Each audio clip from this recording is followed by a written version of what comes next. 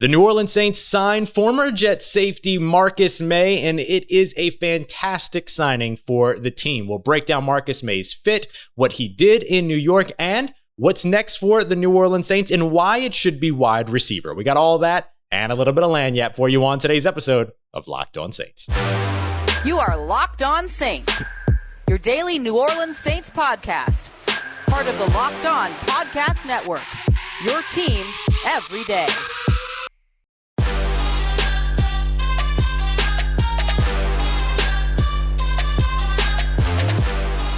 What is good, Who Dat Nation and Who Dat family? Welcome into another episode of Locked On Saints, your daily podcast covering the New Orleans Saints, part of the Locked On Podcast Network, your team every day. Thanks as always, making Locked On Saints your first listen of the day every day. Don't forget that we are free and available on all platforms, including on YouTube. And I'm your host, Ross Jackson, at Ross Jackson Nola on Twitter, USA Today's Saints Wire, Locked On NFL, and here with you every single Monday through Friday on Locked On Saints. And the New Orleans Saints actually make a move before free agency officially begins. We don't see this very often, so it must have been a good signing, right?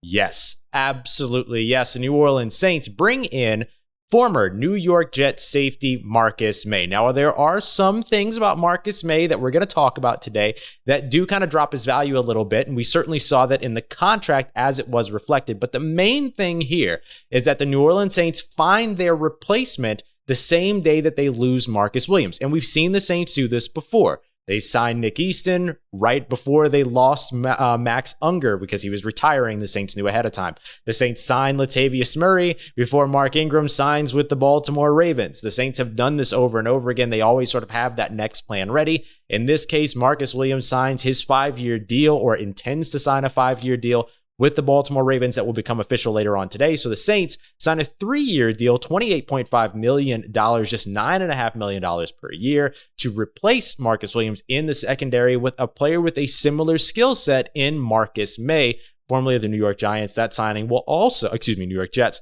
That signing will also become official later on today. And later on in the show, we're going to be joined by Locked On Jets host John Butchko, who's going to talk a bit about what Maye's role was, how he fit into the locker room in New York, and what he brings to New Orleans Saints fans. And there's a lot to like about this signing, not the least of which being Marcus Maye was one of the absolute few remaining deep safety, single high safety types at the position remaining in free agency. And honestly, as we've talked about on the show before, there aren't that many in the NFL draft upcoming in the rookie class when it comes to safety this year.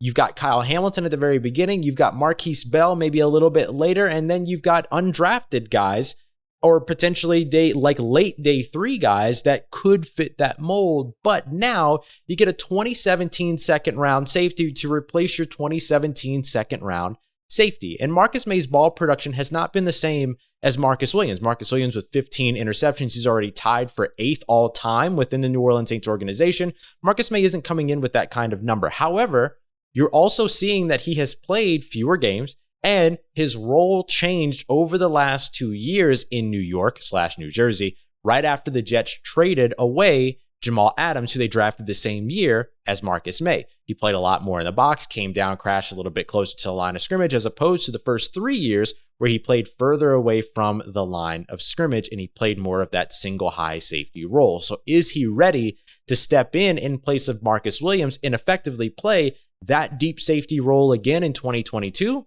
Well, based upon what we've seen from Marcus Maye over the course of his career when he is playing that free safety role, that's mostly what he's doing. He is the single high safety. So this is a great signing for the New Orleans Saints. And it comes with some caveats, right? He's coming off of a November Achilles injury. Now, Achilles injuries have not proven to be here recently what they have been in the past. We've seen Cam Akers, the running back, come back the same season when he tore his Achilles last season. We saw Quan Alexander come back from a December Achilles injury and be able to play for the New Orleans Saints and play extremely well in 2021. He has yet to sign with another team as well, by the way, so he could still be on his way back to New Orleans. Lots of in-house pending free agents for the New Orleans Saints waiting to see where this Deshaun Watson situation goes, because for some of them, that might be the buy-in to remain in New Orleans. So we'll see what happens there. But there's evidence that the Achilles injury, especially having it earlier on in the season, right in November,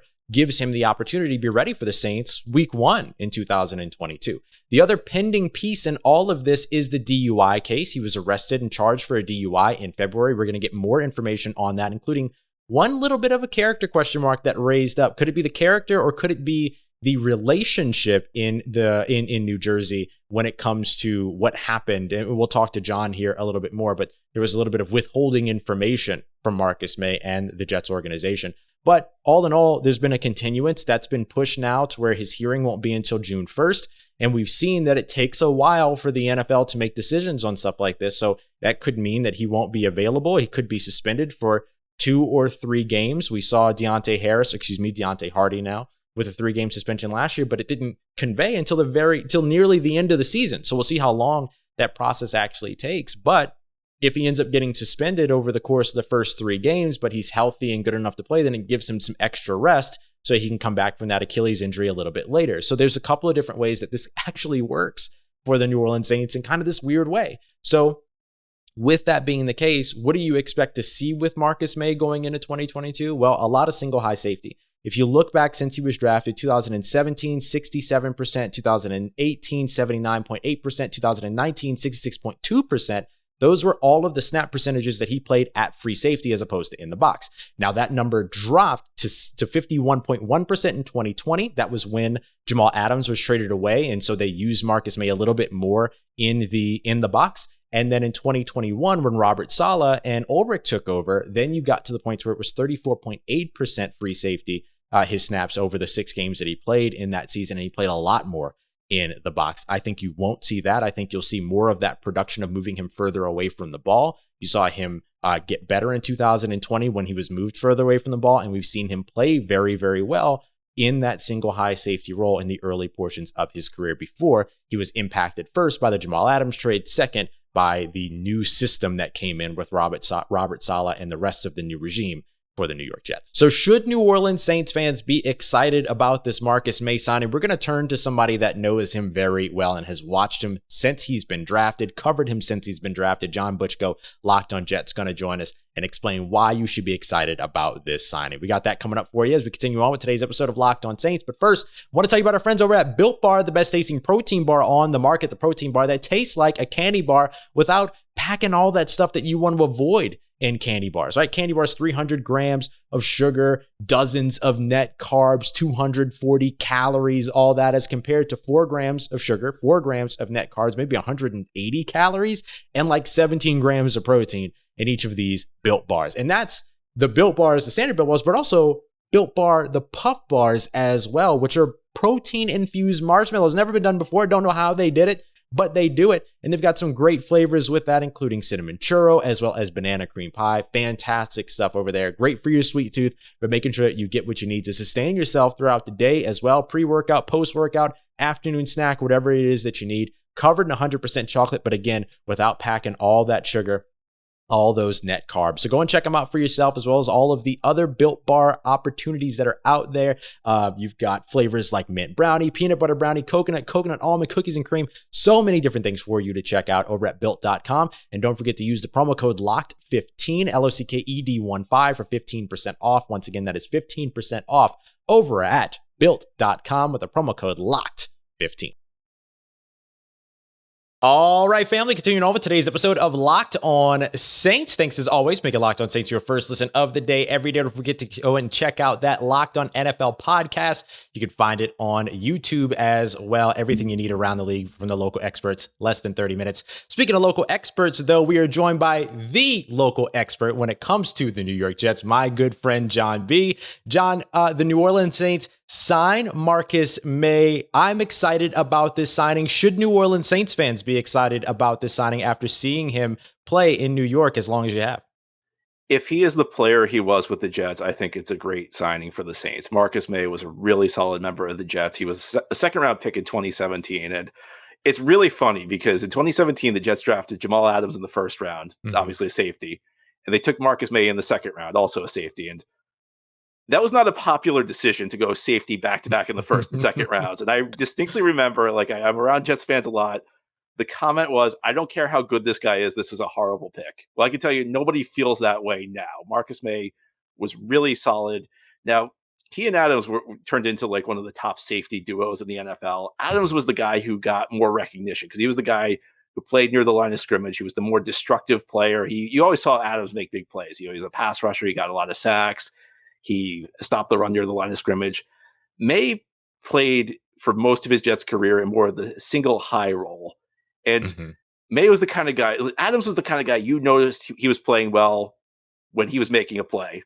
When Maye was playing well, you didn't really see it because he's not really on the screen, but he was just a guy who was really solid in the back of the Jets defense. He made sure that there were no breakdowns. And I can tell you, the Jets drafted him in 2017.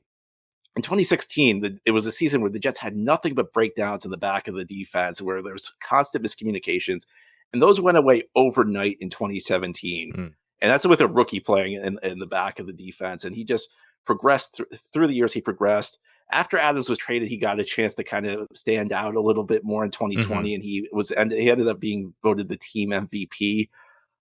So I think a really solid move for the Saints, presuming the health situation checks out, which, and I'm I don't think you're a doctor, Ross. I'm not a doctor. I know he's coming off an Achilles injury. So I don't know what the recovery looks like, but if he's the player he was for most of his Jets career, this is a really good signing for the Saints. Yeah, a ton of that should sound really, really familiar to New Orleans Saints fans. First of all, a second-round safety in 2017 is exactly what they just lost in Marcus Williams, who intends to sign a contract with the Baltimore Ravens that will become official later on today when the new league year officially begins. But now they replace him with Marcus Maye. We'll talk a little bit about the scheme fit here in just a second, but I do want to ask you where you left off there, the Achilles injury. He's also facing potential charges for a DUI. They asked for a continuance. That trial will continue on June 1st.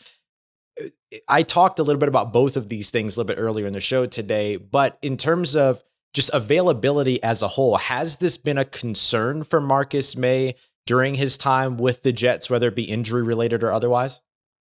I think it's less of a concern than you might get on first look. Now, 2018, his second season was just kind of a lost year. In fact, that goes his second season where he missed a lot of games actually goes back to the end of his first season, because the last game of that season, he suffered an injury. It was a game, I think it was in New England. And it was an injury that kind of followed him through the offseason. And he was just really snake bitten that year because like every time he got back into the lineup, he suffered a different injury. Aside from that, he really did not miss any time up till this year, which he suffered an Achilles injury. And that's to me, like an Achilles injury. Again, I'm not a doctor, but an Achilles injury is kind of like a freak occurrence. So I don't think he's overly injury prone. He had that 1 year. And I wonder to what extent, even in 2018, was it he was trying to get back into the lineup so quickly that maybe he came back before he was ready. And sometimes one injury can lead to another. Yeah. So I don't think it's necessarily that great of a concern. Now, you did mention the legal situation, and I do think there is one noteworthy thing is that while Marcus Maye was, a guy who was a model citizen for most of his Jets career, I do think it is worth noting that he did hide these charges from the Jets. The Jets did not find out about these charges until a few months later. And that was one of the things that, this year, things kind of went bad between Maye and the Jets. There was a lot of bad blood because Maye wanted a big money deal. The Jets franchised him. I don't know that the Jets were willing to go to the money level Maye wanted. And then this situation came in, and it was just one of those things where you could kind of see that these two sides were probably heading for a split. Yeah, that makes a lot of sense, especially knowing that franchise tag, contract situation, all those other things. Maybe the communication wasn't as transparent as it needed to be. And then in 2021 as a whole, you also had a whole regime change up there in New York/New Jersey with Robert Saleh coming in as a first-year head coach. With that, we saw Marcus Maye's usage change a little bit. I outlined it a little bit earlier, but in terms of percentage of snaps taken at free safety versus playing in the box, he actually kind of dropped quite a bit in terms of his free safety snaps last year in 2021. Was he utilized a little bit more in the box with Saleh? He was, and I have to say, I don't think he was quite as effective. And I'll even go back to 2020. At the beginning of 2020, that's when the Jets traded Jamal Adams. And early in the season, they were kind of using him more in the box in that Jamal Adams role. And I mentioned how he was the team MVP in 2020. He really started to take off around the quarter point of the season. It was a game against Miami. They started putting him back into the single high role that he played. That's when he really started. The butt interception day. That's against right. Mike Yes, Gesicki. yes, it was. You're right. You're right. It Yeah. was a game against Miami. A useless tidbit that I'll give you is that it was a game that was like moved up through. You remember 2020 how the NFL was like Yeah. moving these games around. So like I think the game was originally supposed to be like week 11, and then because like of different teams like running into COVID issues and games getting rescheduled, like they moved it up like 5 weeks Yeah, to like and like week gave the teams 6 or like something one like day of that. notice. Yeah. But yeah, you're right. It was the Bud interception game, and but that was the kind of the turning point. That's when his season started to take off. He started to play at that team MVP level, and yeah, you're right. Saleh came in, and they didn't really use him as much in the single high roll, and I don't think he was quite as effective. The Jets' defense this year was horrible, and they gave up. And you guys saw it in the game that the Saints played against the Jets, how bad that Jets defense was. But they gave up a lot of big plays. I mean, they probably gave up more big plays than any other team in the NFL. And it was really interesting because I was researching it for one of my episodes.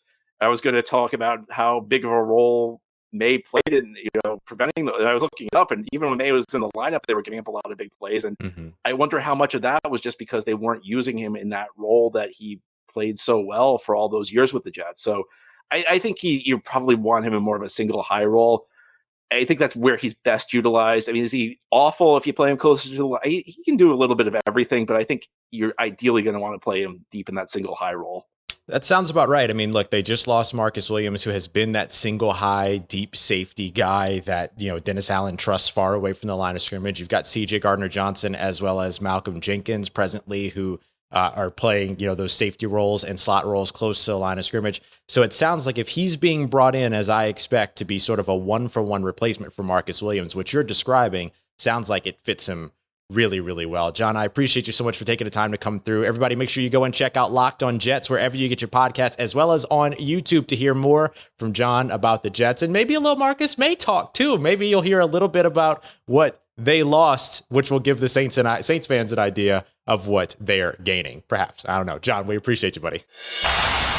All right, y'all. Big thank you to John Butchko, Locked On Jets, for joining us. Coming up next, we're going to take a look at what's next for the New Orleans Saints during the free agency period. Great to see a big signing early on, but the New Orleans Saints still have a lot of work to do, and I'm going to tell you why wide receivers should be the next spot that they address outside of course, your updates on Deshaun Watson and the quarterback situation. We got all that coming up for you as we continue on and wrap up today's episode of Locked On Saints. Let's get it, Who Dat Nation. Wrapping up today's episode with a quick look at what the Saints should do next in free agency and why it should be addressing the wide receiver position. And it's pretty simple. We have now entered what is effectively referred to as the second phase. Some people may even call this the third phase of free agency. Usually there's a bit of a gap between what happens in the legal tampering period day 1 and legal tampering period day 2. And then as you move into day 3, you start getting some of these lesser contracts that end up getting signed, or the first day of official free agency, you're going to see all these other deals become official. But then you're going to see some veterans sign 1-year deals over the course of the next couple of months. And that kind of usually starts either today or toward the end of the week. And so with that being the case, there are a lot of wide receiver options still on the board that the New Orleans Saints could easily take advantage of. We've seen guys like Christian Kirk, Braxton Berrios, and others sign elsewhere, but so far, you're still seeing some big names on the board. And this doesn't mean that the Saints are going to get some wild discount for the best name available, but it does mean that the mid-level of wide receivers expands a bit in terms of its definition and expands a bit in terms of the availability pool. So some of the big names that are still available that are at the top of the list are, of course, guys like Juju Smith-Schuster, Allen Robinson, Odell Beckham Jr., but then you really start to immediately get into now what is the mid-level or the next tier of wide receivers, which could effectively be seen now as the third tier of wide receivers available in free agency. Will Fuller, Jarvis Landry, Jamison Crowder, which those are great signings for the New Orleans Saints. And the Saints have already been connected to one of those guys in Jarvis Landry, who was released by the Cleveland Browns. And so this is a key piece of information as well when you look at, hey, who should the Saints go out and sign? Jarvis Landry was released. His contract didn't expire. So if you sign Jarvis Landry, he doesn't count against the compensatory pick formula going into 2023. We've already seen the Saints begin to benefit from the compensatory pick formula because instead of getting an extra third for Terry Fontenot, a fourth for Trey Hendrickson, and an extra 6 for Sheldon Rankins, we've now seen the Saints end up with 2 extra third-round picks, one for Terry Fontenot and then one for Trey Hendrickson. So they now have 2 third-round selections in addition to their first and second round, their 4th round, 5th round, and 6th round selections. So the Saints have been benefiting off of compensatory picks over the course of the past couple of years. And of course, now you can trade compensatory picks as well in draft, before draft, whenever. So those all end up becoming additional fodder for the Saints should they want to make any moves, move around in the draft, and then, of course, the ongoing conversations around the embattled Deshaun Watson. So the New Orleans Saints now have a ton of names out there at the wide receiver spot that they should feel comfortable going out and pursuing. The one that makes the most sense being Jarvis Landry. Now, as fun as it would be to see the Saints re-sign Jameis Winston, sign Jamison Crowder, and then draft Jameson Williams, as much as I would enjoy that for the namesake, it seems like Jarvis Landry is the one that makes the most sense, because then you're not going against your compensatory pick formula, anything like that. You know you're probably going to get a 3rd round pick for Marcus Williams. The signing of Marcus Maye shouldn't really impact that because those 2 contracts are not in the same class at all. You're talking about $14 million per year when it comes to Marcus Williams. $9.5 million for Marcus Maye. So a good bargain for the New Orleans Saints to find their next starting safety, or who we presume at this time to be their next starting safety. Could the Saints, along with going at wide receiver, look at another safety? Tyrann Mathieu is somebody that's been connected to the Saints already as well. Apparently there is mutual interest there. Does signing Marcus Maye nullify any opportunity to sign Tyrann Mathieu? I guess not specifically. However, it wouldn't make a ton of sense to spend more money at safety unless you plan on making some other kind of move at safety, or you plan on something happening like Malcolm Jenkins retiring or something like that. Outside of that instance, it doesn't seem to make a lot of sense to also go after Tyrann Mathieu when you have these other holes that are out there. So wide receiver is the one that you have. Offensive tackle is the one that you could develop.